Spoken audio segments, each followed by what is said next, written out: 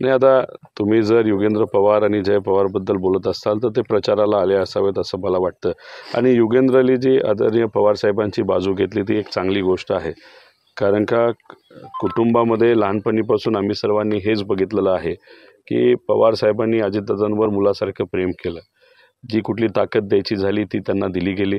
राजकीय क्षेत्रामध्ये सुद्धा विविध पदं असतील ती त्यांना मिळाली. निर्णय घेण्याची ताकदसुद्धा पवारसाहेबांनीच अजितदादांना दिली होती.